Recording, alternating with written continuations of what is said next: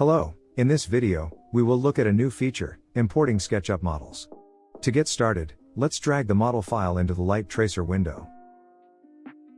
SketchUp format has a basic material model allowing to specify color, transparency, and texture map. During import, lighttracerrender creates diffuse materials with specified color and transparency. If there are textures, they will also be imported and assigned to the base color slot. Let's set up our scene. First, we replace the materials of windows with thin glass. It is more realistic than simple transparency. Next, we will set up the pool.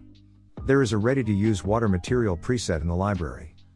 To create waves on the surface, let's add a normal map. In the Properties widget, we can adjust the zoom and strength of the normal map. Finally, we will configure the lighting.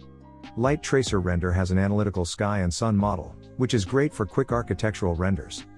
Let's create a sunset scene. To add more realism to the scene, we will light up the lanterns. We can increase the emission power material property to make them shine. Thanks for watching, and see you in the next videos.